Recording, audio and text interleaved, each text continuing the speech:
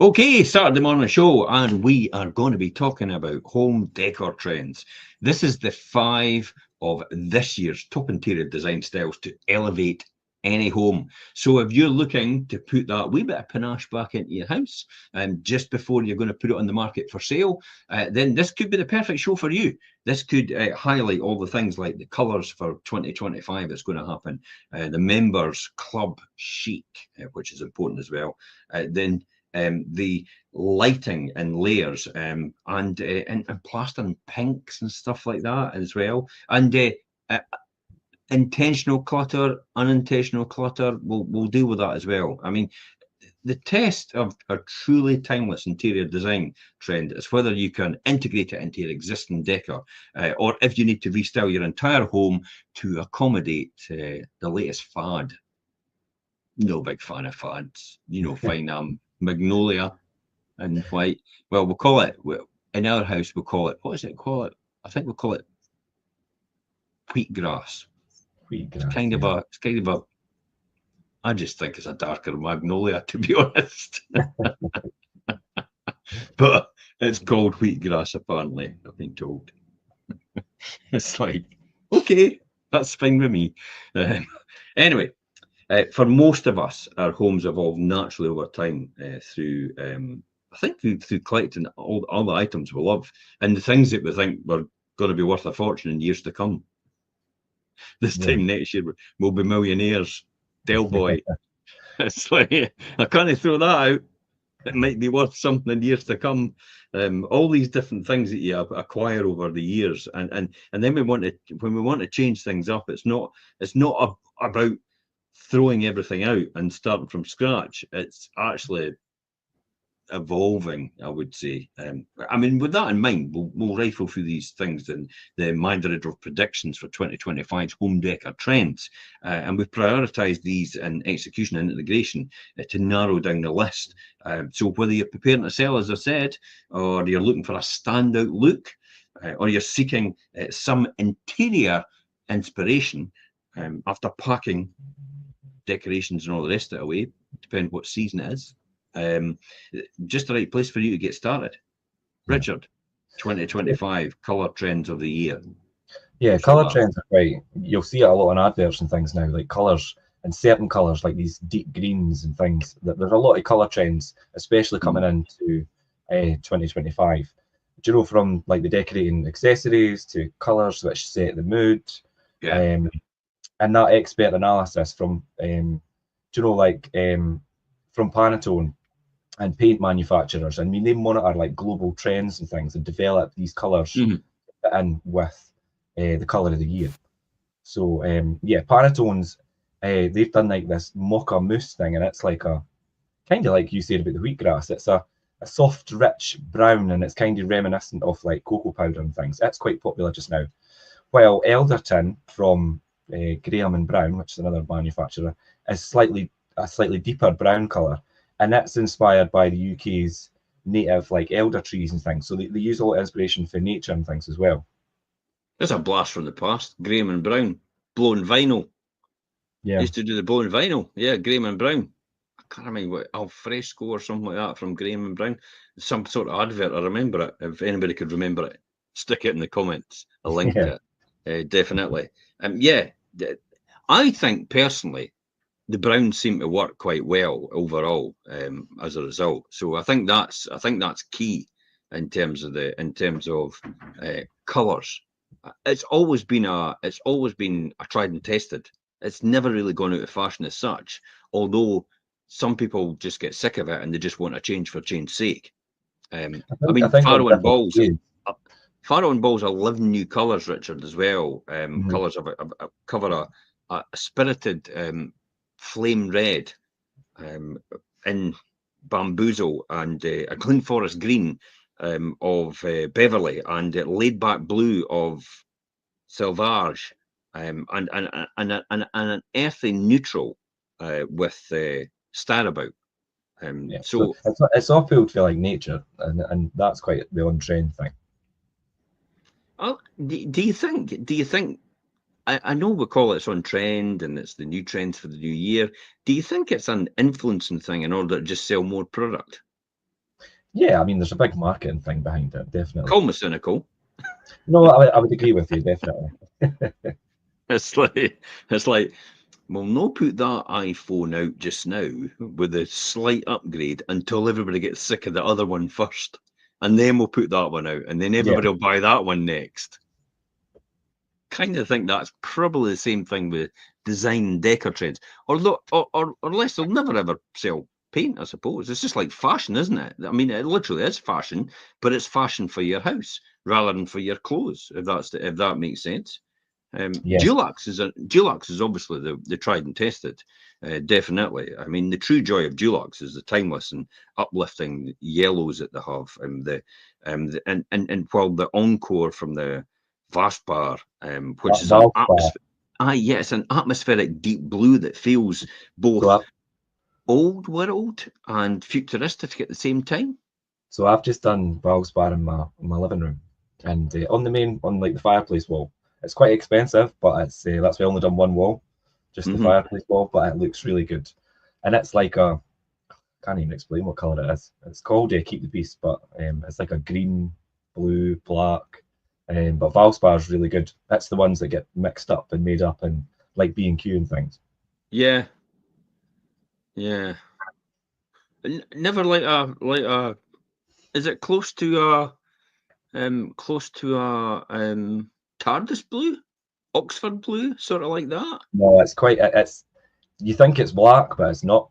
It's quite. It's quite a weird colour. Let's have a look.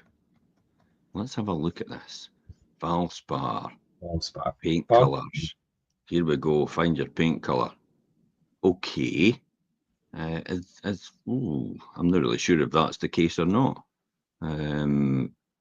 Maybe that's the name of the company. Did we say Encore? Yeah, Encore from Valspar. Yeah. I'll bring it up here. It's right here. Let's have a wee look at this. So for anybody that's tuning in, let's share this screen. Here we go. That's it there then. Yeah, that's the Encore. Yeah. Yeah. Okay. I was expecting something like wow. Curiosity, go search Keep the Peace. That's a colour. Is it in here? Yeah, we've been there. Same company. Yep, Valspar. It's called Keep the Peace. Oh, don't see that. It should be there. No seeing that at all. Should be. I just paid £21 a litre for it. It's maybe that new, unless they've just made it up. I did get made up. I did get mixed up, but it's in their colour palette. Anyway. Yeah. Okay. So then to sum up, the 2025 colour palettes is probably a versatile mix of vintage and inspired shades with a muted autumnal tones, kind of like autumn. I mean, yeah. I know we're sitting right now. We're sitting in we're sitting in winter coming into effectively into spring. God, hurry up, spring. Yeah. It's January, no finished yet. What about there? Creating a warm and natural and sophisticated look that evokes comfort and connection to nature. Overall, I would say. Yeah, definitely. Members Club Chic. What we've got to say about that? Members Club Chic. So there's always room for a bit of glamour in everybody's life and in their home. From a tucked away corner to even the entire room, I suppose. And where better to find inspiration from a spot to slink into comfort than the low-lit, chic or private members club as such. From upholstery to cushions, thick fabrics, leather, velvet, corduroy, and on the chairs and sofas alongside the dark metal like shelvings and brass trimmings and side tables and things as well. Does that mean I can get my green corduroy jacket out again? I was going to say your corduroy suit. A corduroy suit. I had one of these. I've got a funny feeling it was brown.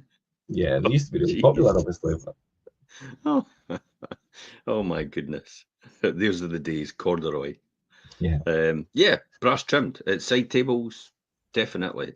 Dark metal shelving. You can see, yeah, you can see how that all comes together, but you can see how people are influencing you, and you can see things like that appearing on Instagram now, quite a lot, and that tends to influence people, but they don't actually realise it's going on.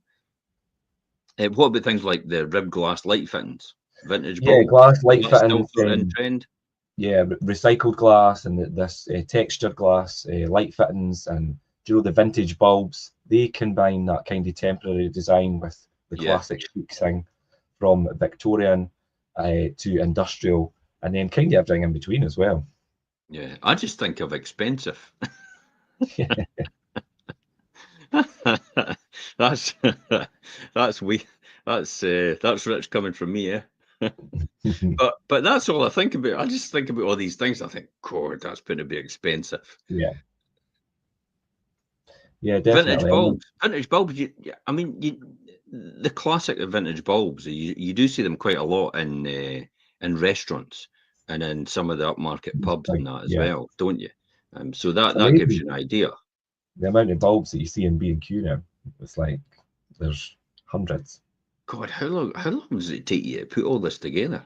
When you start, is it like a big chore to do all this? It could be. You need to know when to obviously draw the line, I suppose, but I just think of the task of having to shop. It's like, oh my goodness. I done my lounge. Then go shopping.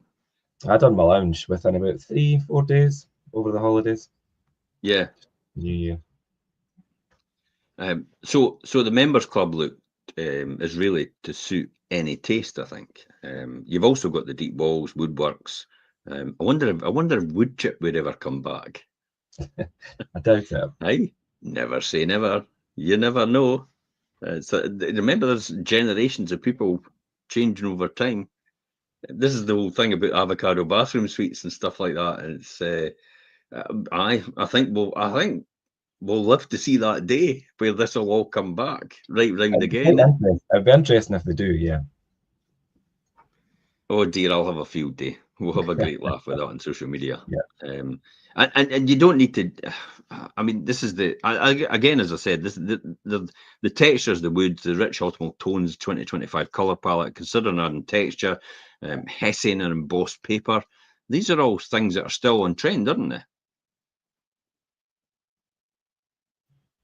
Yeah, definitely. The autumnal colours and things is definitely a palette that's quite trendy.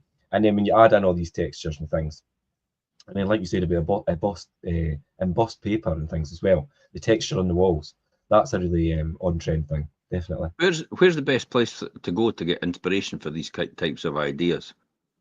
Obviously Instagram and things, but a really good one is Pinterest. My mum's, she's obsessed with Pinterest because it's kind of like, have you been on Pinterest before? I have never touched Pinterest in about 5 years. Yeah, it's just like kind of. I thought it disappeared. As vision boards as such, right? But it's really good for inspiration. I thought it disappeared. I never knew it was still a thing. Yeah, it's quite popular. And then you kind of think to yourself, how popular is it going to be after? I mean, I'm just thinking future-wise. Is it still going to be here in the future? Because nobody's really snapped it up, have they? You usually get Meta or you usually get someone else snapping it up, but it's like nobody's ran and snapped up Pinterest. I've never heard of that. No, that's why I just thought it's maybe just disappeared. Friends reunited all over again. Yeah, no, it's still there. I mean, obviously, it's not like predominantly popular like all the other platforms, but it's still there. I'm just sounding like a dinosaur when it comes to this. Eh? But there's people out there that'll completely resonate with me. Yeah. And if you have, stick something in the comments. If you're the Magnolia person, I want to see a number 5 in those comments.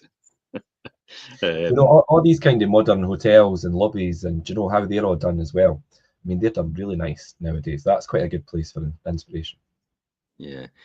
What about things like intentional clutter and the intentional clutter trend? I mean, is there anything behind that? So this intentional clutter. So do you know when we first read about the intentional clutter trend, we are, mildly kind of horrified with clutter and things. It was all our advice on removing, you know, excess stuff and about becoming kind of obsolete, but fortunately not. And the key principles that we could cover, obviously, when we talk about intentional clutter, is expanding, you know, like expanding on the existing and recent kind of bookshelf wealth trend. Bookshelves are very popular just now. Yeah. It was a thing in lockdown, wasn't it?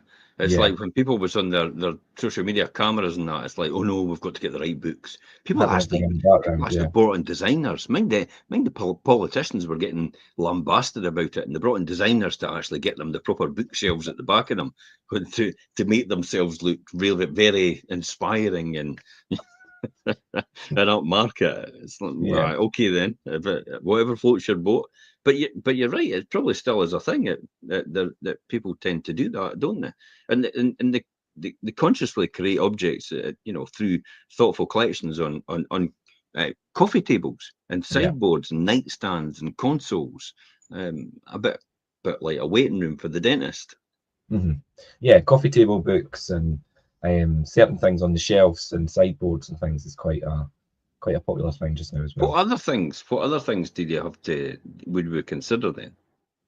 So using things like trays to gather the frame items, think possibly fruit bowls and candles and figures in the living room and things as well, to even the small paperbacks or possibly like a reading lamp and things as well. And then alarm clocks and things are coming back as well. Oh my God, we're going back to avocado bathroom suites. Yeah, we definitely are, aren't we?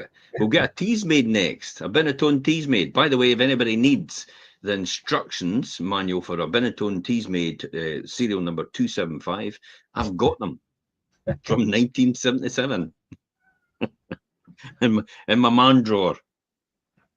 With all my stuff. All the things that you'll maybe need one day. All the stuff I think I'll need. Oh dear, all the keys. Okay. All the keys you've accumulated. It's like, what's that key for? Can't even remember. But I'll still keep it. I'll not throw it out. I'll still keep it just in case I remember. Yeah, so this is quite surprising about the intentional clutter, because we talk about decluttering a hell of a lot when it comes to selling your house. So it's interesting to hear this about these trends for 2025. If this is the on vogue thing. Most people out there right now will be going, "Yeah, beauty! My house has got plenty of clutter in here, and I don't need to clear any of it." But let's be honest, you've got to make sure that the intentional clutter is actually intentional, and it's not just everything that you couldn't be bothered cleaning up or getting rid of, and you've kind of thought you'd keep it. So being relaxed about staging instead of coordinating by colour or category. Experiment as well with groups of less obvious pieces that reflect your personality and passions. So the intentional clutter trend does not herald the end of decluttering. Just let me make you aware of that. It does not say it's the end of decluttering. It just means it's still well worthwhile to read this blog. On top or bottom, we have got our 4 ways to declutter on there as well, to find the perfect method for you, because there is other ways to do it. And who knew that decluttering was a fine art? Well, it is, apparently. So we've got something on there. If you want to declutter your house because you think your house is just overwhelmed, then by all means just click onto the link on here and drill through, and under the intentional clutter section you'll see a link to the 4 ways to declutter blog. We're obviously going to talk about lighting and how important that is overall, and how would you go about this? I mean, lighting, is it? For me, it tends to be daylight light. I'm a big fan of whatever's outside. The Philips daylight bulbs, the LED bulbs. It makes everything look their natural colours in the room, rather than actually changing the colour of what you. Because to me, if you spend all that money getting the right colour for your wall, and then you put a yellow bulb lamp in, and it just completely changes it. No. What was the point? Why would you just put a daylight bulb in? Yeah, lighting in layers is what this is called, and lighting technology and things is it's really come a long way. and I think this is funny, is the traditional, like the reliance on the big light. And a lot of people won't maybe know what the big light is, but it's the ceiling light. And here in Scotland, it's referred to as the big light. And it's giving way to that more layered approach to, enhance the depth and the mood and the functionality of a room using the light. And there's some typical examples of layered lighting. A stylish centre pendant or possibly chandelier, hung high enough so that you could walk underneath it without bumping your head. And think about people being tall. I'll obviously do. I'm 6'5". That's exactly for you. Yeah. So I always think about that. With if you've got like a light with a chandelier or whatever in the centre of the room, always make sure it's that height. Yeah. Backlight sideboards as well, headboards, media units, bookshelves with warm, I would say warm white LED strips or using smart systems like Philips Hue is actually really good to tune with the mood through colour. That's a really good system where you change it to the blues, the greens, the reds, and just depending on the mood you want actually into the room itself. I quite like that, the Philips. But again, Philips is pioneers when it comes to things like that. Overall, wall lights for probably softer illumination would be a good one for the room, and bring attention to probably single wall highlighting pictures. Floor or table lamps to highlight particular corners or create cozy zones where it's maybe a bit darker. Yeah, especially when you walk into a room, especially at this time of year, when you walk into a room and it's a bit darker outside, so you really want to highlight a corner by lighting it up a bit, just in case, because it could make the room far bigger than what it's perceived to be when you walk in the door. Yeah, I think really in short, a combination of that kind of eye-catching design pieces and the invisible sources of light can help you create a kind of dynamic and visually engaging spaces that shift seamlessly between, kind of relaxation and kind of then activity and things.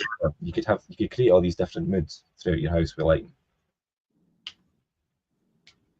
So alabaster and plaster pink. I wasn't sure what alabaster was, but I know now. Yeah, it's the new marble. Quite marbly, yeah. Yeah, it's a kind of new marble. It's a kind of translucent high density stone. Too expensive for tiles and counters, but perfect for probably accessories, I would say. Meanwhile, the plaster pink is finally getting its place in the limelight. I would say. Alabaster lighting fittings. Hot trend for 2025? Yeah, so these alabaster light fittings, and they're kind of like the Art Deco style, which is coming back in. Definitely on trend. Yeah. You think we'll even get? I've just blooming chucked out that marine blue suite of one of my houses too. It's like a couple of years time, it'll probably come back in trend. There was nothing wrong with it. Yeah, and that could be used for like the central pendant, or it could be wall fixtures, or it could be, you could even have striking shades and things on table lamps and that as well. Yeah, definitely. I'd be interested to hear what everybody else thinks, what they're thinking about 2025, the design trends, what you've got in your house just now as well would be quite important to know, because it's, I just like to know other people's impressions about what they see and what they want is for them overall. I think that's more important. Yeah. Do you guys think about as Art Deco coming back? Plaster pink cabinets.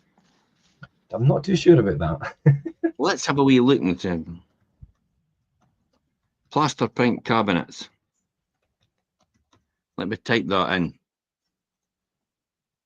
and see what comes up under images. Oh yeah, boy. Woo! Oh yeah, boy. It's like, sorry if I've offended anybody, to be honest, but oh yeah, boy.